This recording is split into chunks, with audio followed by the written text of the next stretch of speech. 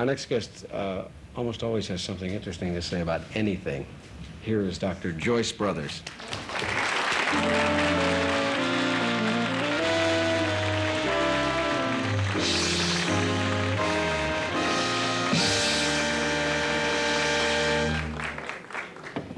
Now, you always wear very bright colors. That's not too bright for you. I mean, usually you're in orange and yellows. Don't you feel well today? A little bit more subdued, I thought. What do you know about these two people here, other than what you've seen on television and the records you've heard? I know quite a bit about them. Before the program, we asked each one to write their pet peeves about one another. One another? And so I have a listing of pet peeves, and maybe I know more about one another than each other. Before you go on with that, the last time you were here, you were very happy about something that had happened to you, and I've neglected to mention it then. We got into a time bind. But it has something to do with the college students around this country voting you one of the, you tell what it was so that I don't louse it up, but you were voted one of the most important women, or? Well, this was a college poll done on 100 campuses around the country by the Greenwich Research Organization. And they found that I was among the 10 most admired women for the college generation, and I was extremely flattered and thrilled. One of the 10. Wow.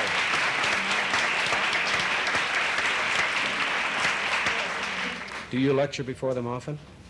Not that often. I have a daughter and a husband, so I never take a tour, but I will go to a college or a university and then come right home, do a complete turnaround. When you do lecture before them, do you find it difficult to relate to them?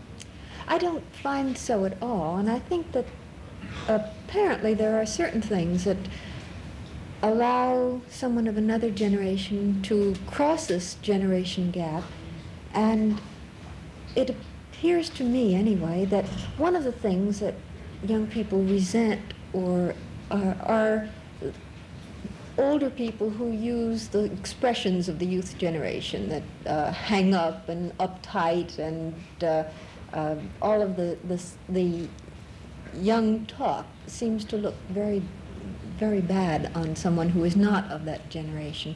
But I think the most important things that I've found are two things really.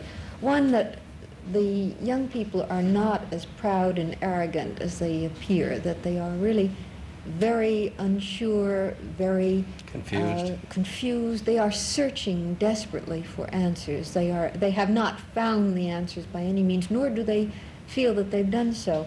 In the past, young people knew their function. They had a very clear function for the older generation.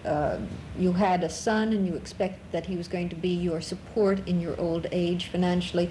You had a daughter and you expected that she was going to take care of you when you were old. But nowadays, the young person doesn't have this function, and parents are likely to see the young people as a rather open-ended responsibility. There's no end to how much money they might cost, and they have to be given education, they have to be given things.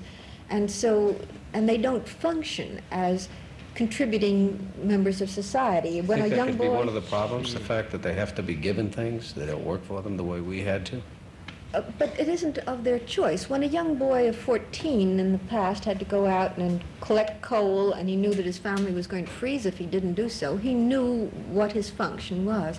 But now we demand of young people prolonged education in order to be acceptable for work or for jobs. It isn't of their choosing that they do not have an important function, and this is why they're looking so hard for meaning, for relevance, for something important to do. And a good deal of the revolt... Pardon? I'm amazed, because this has been my theory so long, and I've felt this and said it, and people just reject it over and over, and it's so nice to hear someone else say it, you know, at last.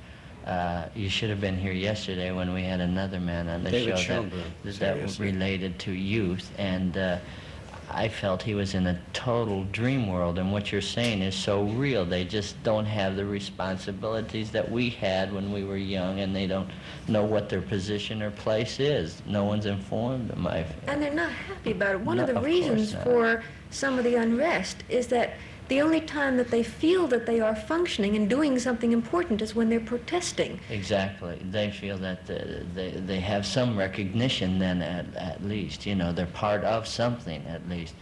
And that was my contention when I went to, and this sounds like I'm blowing my horn, but to solidify what I just said, I went to Chicago during the convention and got a plank in the Democratic platform which stated, it's in the book now, it states, we will institute a youth commission between the ages of 18 and 26. No voting, no, and they were actually to serve with our government. I thought if they were given a job in our government, this would start to make them feel part of the country again, but it got watered down and washed out, and ultimately it was put into the platform, but it seemed like no one cared, you know.